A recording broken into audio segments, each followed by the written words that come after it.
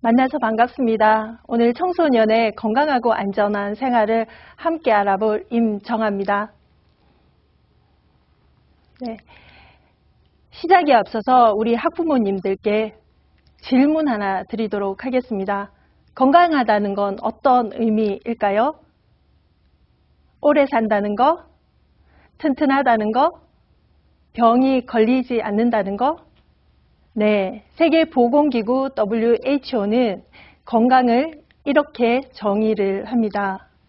질병이 없는 상태가 아니라 신체적, 정신적, 사회적으로 안녕한 상태를 이야기하는 것을 의미합니다. 올해 전 세계가 팬데믹 상황으로 빠져들어가고 있죠. 코로나19가 아직 종식되지 않은 상황에서 저희는 건강에 대한 의미를 더 깊게 생각하게 되었습니다. 그렇다면 우리 청소년들의 신체적, 정신적, 사회적 건강을 어떻게 유지하면 좋을지 같이 한번 알아보도록 하겠습니다. 자, 신체적, 정신적인 건강을 유지하기 위해서는 우리 뇌의 구조를 좀 알아보셔야 되는데요. 우리 학부모님들, 학부모 강의를 많이 들으시는 분들은 이 그림에 대해서 많이들 알고 계실 겁니다. 뇌의 3중 구조를 좀 잘 이해해 주셔야 되는데요. 뇌의 구조는 뇌간, 대뇌 변형계, 대뇌 심피질로 나뉘어집니다. 뇌간은 태어날 때부터 형성이 되는 기관이죠. 생명을 유지하기 위한 신체적 영역입니다. 숨을 쉬거나 온몸을 움직일 때 사용하는 기관이죠. 우리 아이들이 무럭무럭 자라서 청소년 시기가 되면 대뇌 변형계라는 것이 형성이 되는데요. 대뇌 변형계는 두 개의 기관이 다시 나뉘어집니다. 편도체와 해마라는 곳인데요. 많이들 들어보셨을 겁니다. 편도체는 각종 슬프거나 기쁘거나 두렵거나 우울하거나 각종 감정들을 조절하는 곳이고요. 해마는 기억을 저장하는 곳입니다. 이것은 우리가 정서를 담당하신다고 보시면 되겠습니다. 우리 아이가 또 무럭무럭 자라서 성인이 되면 완전히 형성하는 것이 대뇌 심피질인데요. 대뇌 심피질은 인간만이 가진다고 해서 인간뇌라고 하고요. 이성뇌라고 합니다. 이것은 이 뇌를 가졌을 때는 미래 설계를 할 수 있고요. 학습 활동을 활발하게 하는 지성 영역이라고 보시면 되겠습니다. 그렇다면 우리 이 뇌의 구조, 메커니즘을 좀 잘 이해하시고요. 우리는 오늘 신체적 영역과 정서적 영역을 함께 알아보도록 하겠습니다. 자, 2015 교육 개정안 미래 핵심 역량 6가지에 대해서 한번 알아보도록 하겠습니다. 첫 번째, 자기 관리 역량, 두 번째, 지식 정보 처리의 역량, 세 번째, 창의적 사고의 역량, 네 번째, 심리적 정서의 역량, 다섯 번째, 의사소통의 역량, 여섯 번째, 공동체 역량, 이렇게 6가지 미래 핵심 역량이 있는데요. 그 첫 번째가 자기관리 역량입니다. 자기관리 역량은 앞에서 제가 말씀드렸다시피 신체적인 거, 정신적인 부분이 같이 포함이 되죠. 우리 신체적으로 건강해지기 위해서 열심히 몸을 만듭니다. 근육질 만들기 위해서 운동을 열심히 하죠. 그렇다면 마음 근육을 키우기 위해서는 어떠한 노력을 하십니까? 자존감을 올리고 자기 주도적인 삶을 살아가기 위해서 반드시 필요한 역량이다라고 말씀을 드릴 수 있고요. 두 번째, 지식, 정보, 처리의 역량입니다. 문제 해결을 할 때 합리적으로 해낼 수 있는 힘, 비판적인 사고와 논리적인 사고를 가질 수 있는 역량, 이것을 우리는 지식, 정보, 처리 역량이라고 하는데요. 요즘에 홍수처럼 많은 정보들이 쏟아지고 있습니다. 알짜배기 정보가 어떤 것인지, 쓸모없는 정보들을 어떻게 분류해낼 수 있는지를 알아가는 역량이기도 하죠. 세 번째, 창의적 사고의 역량입니다. 자, 우리 보통 요즘에 화두가 되고 있는 것이, 교육에서 화두가 되고 있는 것이 4차 산업혁명에 관련되는 교육들이죠. 4차 산업혁명 하면 창의력과 연관을 뗄래야 뗄 수가 없는 영역입니다. 몇 해 전에 모 신문에서 우리 아이들 IQ 쑥쑥 올리는 실천 방안 31가지를 한번 내놓았었는데요. 많은 학자분들께서 이것은 꼭 지켜야 된다라는 이야기를 하십니다. 이것이 무엇일까요? 바로 멍하게 지내라. 멍하게 지내야지 휴식이 반드시 필요하다. 그래야지 창의력이 쑥쑥 올라간다. 창의력의 첫걸음은 휴식이다 라는 말씀을 하셨습니다. 창의력은 곧 휴식이다. 확실하게 쉴 수 있는 우리 학생들이 될 수 있었으면 좋겠고요. 네 번째는 심리적 정서의 역량입니다. 우리 보통 컴퓨터를 못 다루는 사람들한테 컴맹이라고 이야기하죠. 인터넷을 잘 모르는 사람한테는 넷맹이라고 이야기를 합니다. 그렇다면 감정이입이 안 되는 사람들한테는 감맹이라고 이야기를 합니다. 요즘 학생들 차가운 디지털에 늘 노출이 되어 있기 때문에 감맹에 가까운 생활들을 하고 있죠. 그래서 문화적 감수성을 높이고 아름다운 것을 보면 아름답다라고 느낄 수 있는 마음의 정서를 길러라. 그리고 삶의 의미를 부여할 수 있는 그런 마음을 길러라 라고 해서 심리적 정서의 역량이 차지하고 있습니다. 다섯 번째는 의사소통 역량인데요. 의사소통 역량은 두 가지로 또 나뉘어질 수 있겠죠. 말하기와 듣기입니다. 요즘 교육은 이제 전달식 교육이 아니라 참여형 교육으로 모든 것이 다 바뀌어지고 있습니다. 그러다 보니 우리 아이들은 모든 활동을 하면서 프로젝트를 스스로 수행하고 있습니다. 발표력이 그만큼 향상이 되었죠. 하지만 발표력은 향상이 되었지만 우리 아이들 잘 듣나요? 가정으로 돌아가서 우리 부모님들, 학생들하고 이야기할 때 우리 학생들 귀 기울여 잘 듣습니까? 그렇지 않다는 거죠. 그래서 말하기 영역도 물론 중요하지만 잘 듣는 거, 귀 기울여 듣는 거, 경청하는 거, 이것이 또 하나의 숙제로 남았다라고 보시면 됩니다. 자, 의사소통 역량은 말하기와 듣기, 그 중에서도 귀 기울여 듣는 경청의 자세가 필요하다라고 보시면 되고요. 여섯 번째, 공동체 역량입니다. 저희 때만 해도 우리 한 가정에 한 5, 6명의 자녀를 키우는 것은 보통 일이었습니다. 하지만 요즘은 3명의 자녀가 있으면 부의 상징이다, 애국자다 라는 꼬리표, 수식어가 붙어 다니기 일쑤죠. 저희 때 5명에서 6명의 자녀가 있을 때 그 안에서 배려를 배우고요, 양보를 배우고요, 사회 질서를 배웠습니다. 공동체를 그 안에서 배웠는데요. 요즘에는 그렇지 못하다는 것이죠. 그래서 공동체 의식도 학교에서 좀 알려주어라 라고 해서 공동체 역량이고요. 매년 유엔에서는 행복보고서라는 것을 발간을 하는데요. 그 안에는 11가지의 항목이 들어가 있습니다. 그 중에 한 가지가 공동체인데요. 유엔에 가입된 157개국 중에서 공동체가 꼴찌인 나라가 바로 우리나라입니다. 공동체 의식을 올릴 수 있는 방법, 이것을 학교에서 우리는 배워야 하겠다라는 말씀 드리고요. 이 6가지가 물론 다 중요합니다. 하지만 저는 여기에서 가장 강조하고 싶은 것이 자기관리 역량이다. 신체적인 거, 정서적인 면만 잘 갖춰 놔도 나 자신만 잘 알더라도 나머지 5가지는 충분히 훌륭하게 잘 해낼 수 있는 우리 학생들이다라고 보시면 되겠습니다. 자, 정신적으로 불안정하기 때문에 우리 청소년들의 가장 사망률이 높은 1위도 자살률로 지금 나오고 있습니다. 11년째 자살이 우리 청소년의 사망 원인으로 집계가 되고 있죠. 그렇다면 우리 청소년들이 자살의 충동을 느끼는 원인이 무엇인지 통계청에서 자료를 내놓았는데요. 그 1위가 바로 학업에 대한 스트레스라는 거죠. 집에서 보시면 공부 안 한다고 생각하지만 우리 학생들 학업에 대한 스트레스가 상당하다라는 것입니다. 그만큼 자살 충동을 느끼는 것이 학업에 대한 문제라는 것이죠. 그렇다면 2위는요. 진로에 대한 고민. 우리 아이들 집에서 빈둥빈둥 아무 생각 없이 노는 것 같지만 나 고등학교 졸업해서 못하지? 대학 졸업하면 나 어떻게 살지? 실업, 청년 실업도 지금 최고조로 달하고 있다고 하는데 라는 그런 고민들 때문에 자살 충동을 느낀다고 합니다. 3위는요. 부모와의 갈등이라는 거죠.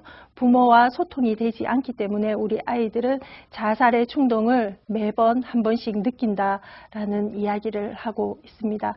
네 번째는 학교폭력, 성폭력 때문에 나 학교 가기 싫어요. 자살하고 싶어요. 라는 생각을 한다고 합니다. 자, 우리나라 상반기를 강타했던 사건들, 모든 이슈를 끌고 갔던 M번방 사건들 다 아시죠? 완전 패닉 상태로 빠지게 했던 사건인데요. 해마다 우리 학교에서는 학교폭력, 성폭력을 매년 3회에서 6회 의무적으로 실시를 하고 있습니다. 그렇다면 이렇게 강한 교육을 통해서 사라져야 되는 학교폭력, 성폭력인데도 불구하고 계속 M번방처럼 확산되는 이유는 무엇일까요? 많은 전문가들이 이야기를 합니다. 솜방망이, 시대에 맞지 않는 솜방망이 처벌이 문제이고요. 학생들의 눈높이에 맞지 않는 교육, 이런 것들이 개선되어야지 성폭력, 학교폭력이 근절될 수 있다라고 이야기를 합니다. 자, 그렇다면 우리 청소년들에게 신체적, 정서적으로 영향을 주는 요인 4가지에 대해서 간략하게 설명을 하도록 하겠습니다. 이 4가지만 우리 학부모님들이 잘 우리 청소년들에게 이끌어 주시면 건강하게 생활할 수 있습니다. 첫 번째 체력, 두 번째 음식, 세 번째 수면, 정서 문제에 있어서 제가 한번 이야기하도록 하겠습니다.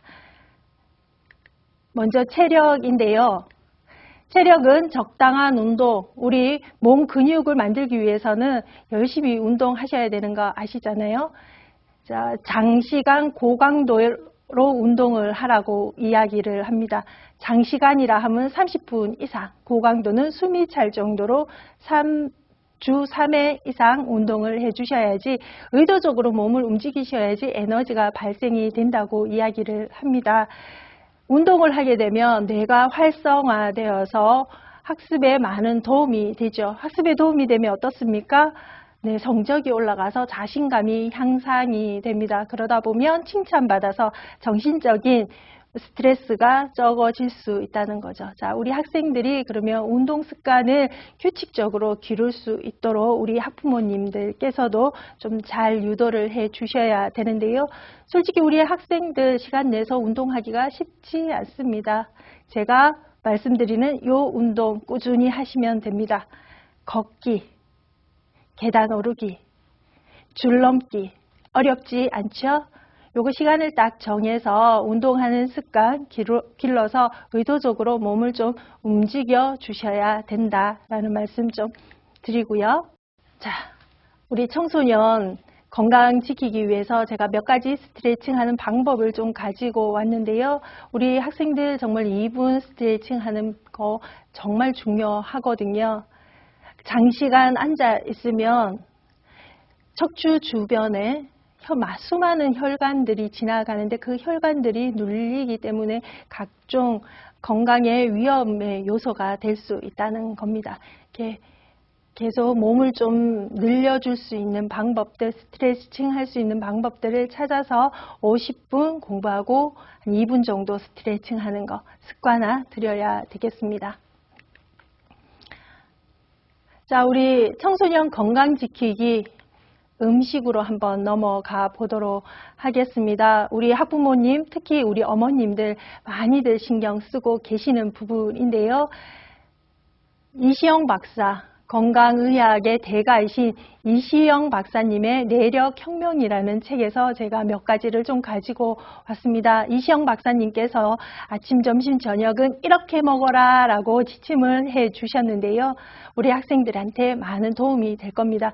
아침은 소화가 천천히 되는 곡류나 현미로 좀 먹여 주셔야 됩니다. 에너지원, 내 에너지원은 탄수화물에서 나온다라는 말씀을 하셨고요. 두 번째 점심은 단백질, 고단백질로 좀 섭취를 해 주셔야 됩니다. 정신 노동을 하기 때문에 고단백질이 반드시 필요한 부분이죠. 닭가슴살이나 육류 종류로 좀 먹여주시면 되고요. 저녁은 기력을 회복해 줄 수 있는 스태미너식으로 먹이시라라는 이야기를 하고요. 그리고 30분 동안 30회 꼭꼭꼭 씹어서 음식을 섭취하라, 느긋하게 식사를 하라는 말씀도 해 주시고요.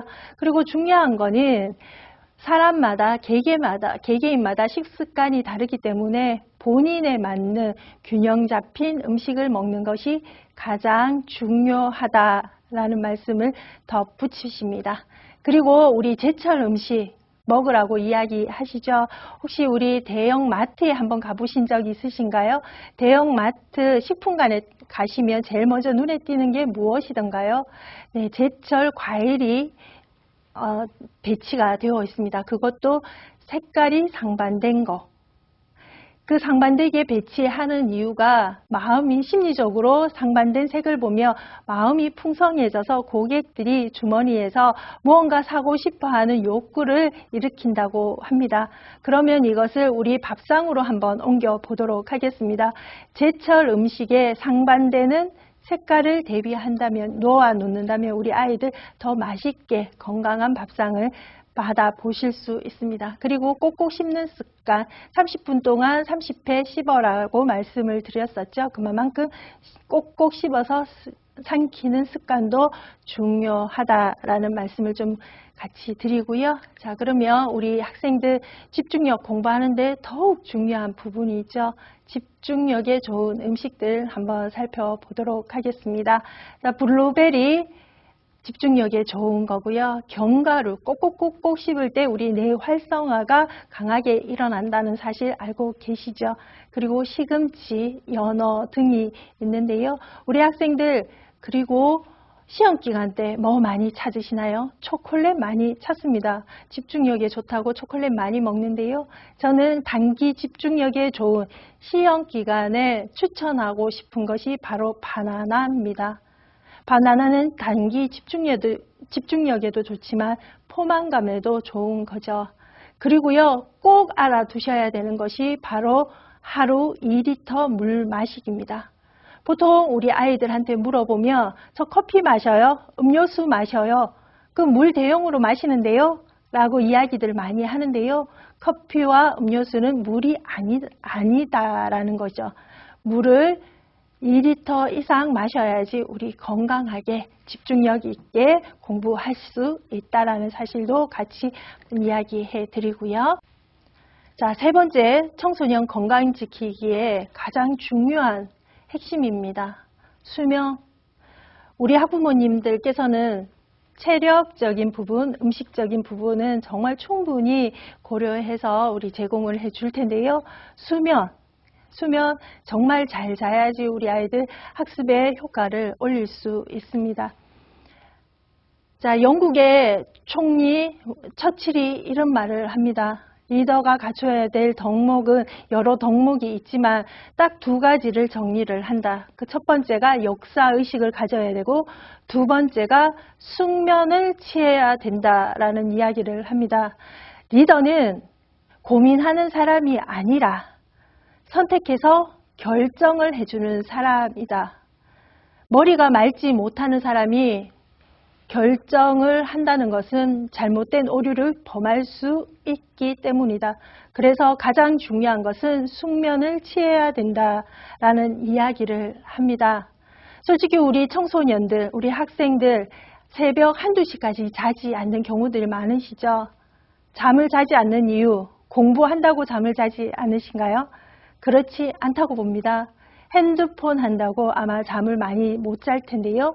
핸드폰은 블루라이트라는 빛을 전달을 하는 작용을 하죠. 그것은 뇌를 깨어있게, 낮이라고 깨어있게 하는 역할을 합니다. 그 빛이 계속 새어져 나갈 때는 뇌를 쉴 수 없게 만들고 있기 때문에 우리 잘 때는 핸드폰 관리 반드시 해 주셔야 되고요. 특히나 예민한 아이들 보면 빛에 예민한 청소년이 있는 반면에 또 소리에 예민한 아이들도 있습니다.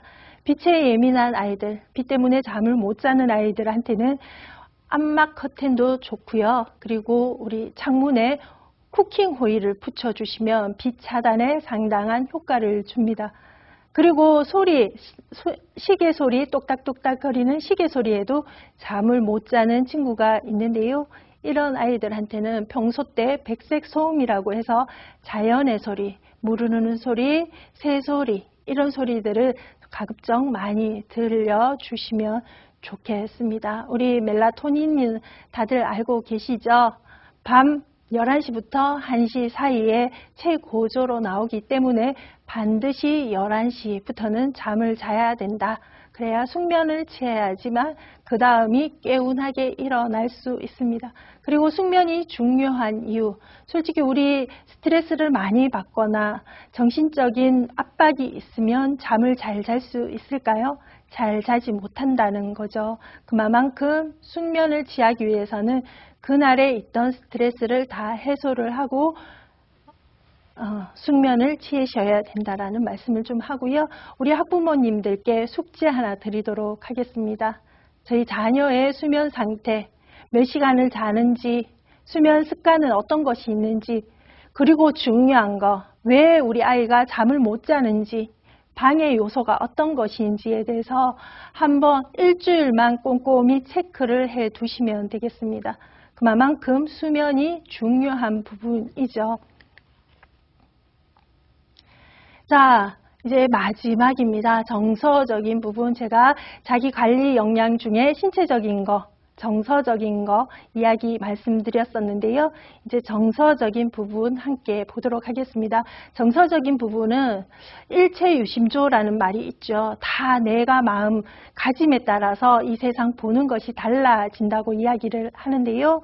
좀 그런 마음으로 우리 좀 감정 조절을 해주시면 좋지 않을까 합니다. 그런 감정관리 훈련 제가 몇 가지, 한 3가지 정도 가지고 왔는데요. 꼭 하시는 분들 많이 계십니다. 그럴 때 감정관리 훈련을 통해서 좀 그 마음을 가라앉히시면 좋겠습니다.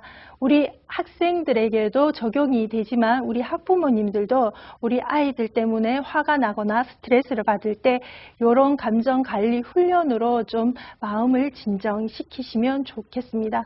제가 많이 쓰는 방법 중에 하나인데요. 저도 스트레스를 많이 받고 있습니다. 그럴 때마다 집에 와서 만다라를 색칠을 합니다. 만다라가 색칠 공부하는 거거든요. 집중력에 상당히 도움이 되고요. ADHD 아이들에게도 많이 적용을 하고 있습니다. 초집중을 할 수 있기 때문에 혹시라도 우리 아이가 조금 산만하거나 스트레스를 많이 받는다. 그리고 좀 집중을 요한다 라고 하시면 만다라 사셔서 좀 색칠 공부해 주시는 것도 괜찮으시고요. 2번째 감정관리 훈련, 이것은 법륜 스님께서 이렇게 관리를 하라라고 이야기를 하십니다. 화가 나면 일단 숨을 멈추고 심호흡을 크게 하시고요. 3초간 생각을 하시고 그래도 내가 어떻게 행동을 하고 반응을 해야 될지 선택을 해주시면 됩니다. 그 3초라는 시간이 결코 짧지 않는 시간이라는 거죠. 마음을 추스리는데 충분한 시간이라는 것입니다. 그래서 감정관리 3초 안에 잠시 멈추고 3초 동안 생각을 해보고 그리고 내 행동을 결정하라. STC 훈련이라고 이야기를 합니다. 자, 그리고요. 3번째 감정관리 훈련은 사행일기. 요거는 제가 부모님들에게도 좀 강추해 드립니다. 저도 스트레스 받을 때 요걸로 글로 좀 적어서 해소를 좀 하고 있는데요. 오늘 화가 났다 했을 때 왜 화가 났는지 사실적인 것을 한번 기록해 보시고요. 그 사실적인 부분을 토대로 어떤 느낌이 들었는지 그리고 이 느낌을 통해서 나는 무엇을 얻었는지 그리고 나는 어떻게 변해야 되겠는지 선언까지 써주시는 거, 사행일기 쓰기, 이것도 상당한 감정관리 훈련에 도움이 된다라는 이야기를 드립니다. 처음 써보시면 쉽지 않습니다. 우리 학부모님들도 한번 해보시고요. 우리 아이들한테도 화가 났을 때 왜 화가 났는지에 대해서 기록 한번 해보라고 해보시면 참 좋은 방법이다 라는 말씀 드리고요. 자, 멀리 오셨습니다. 제가 드리고 싶은 이야기입니다. 앞서서도 우리 아이들이 자살하고 싶은 충동을 느끼는 이유 중에 3위가 부모와의 갈등이었는데요. 무엇보다 우리 자녀와 건강하고 신체적, 정서적으로 건강을 지키기 위해서는 부모의 태도가 정말 중요합니다. 저는 이 이야기를 하고 싶습니다. 뭐 하지 않기요? 우리 자녀와 원수 맺지 않기요. 우리 원수 맺기 정말 쉽습니다. 어떻게 하면 원수 맺어질 수 있을까요? 네. 다들 아시죠? 우리 아이 이야기할 때 무시하시고요. 옆집 아이와 비교 한번 해보시고요. 말하는 대로 비꼬아 보시면 우리 아이와 바로 원수지간 됩니다. 그에 반해서 우리 아이와 사이좋게 지내는 부모 역할도 할 수 있죠. 어떻게 해요? 다들 알고 계십니다. 우리 아이들 응원해 주시고요. 지지해 주시고요. 격려해 주시고요. 그리고 믿고 기다려 주시면 됩니다. 얼마 전 설문을 통해서 우리 아이들이 부모님들에게 제일 듣고 싶은 말이 어떤 말이냐라고 물었을 때 뭐라고 대답했을까요? 우리 아이들이 부모님께 정말 듣고 싶은 말은 사랑해 라는 그 세 글자였다고 합니다. 우리 부모님들 사랑해 라는 말 우리 자녀에게 많이 해주시나요? 네, 좀 손발이 오글거리지만 오늘은 좀 사랑해 하면서 안아주실 수 있는 자세가 필요하지 않나 라는 생각을 합니다. 톰 소의 모험을 쓴 마크 트웨인 작가가 이런 말을 합니다. 교육은 모르는 것을 알게 해주는 것이 아니라 행동하지 않는 사람을 행동하게끔 가르쳐주는 것이 교육이다 라고 이야기했는데요. 오늘 제가 이야기했던 내용들 우리 학부모님들 모르시는 분들 안 계실 겁니다. 그러면 이 모르지 않는 부분들 행동할 수 있게끔 오늘 우리 자녀가 왔을 때 꼭 한번 안아주시고 사랑한다는 말 잊지 마시기 바랍니다. 지금까지 함께 해주셔서 감사합니다.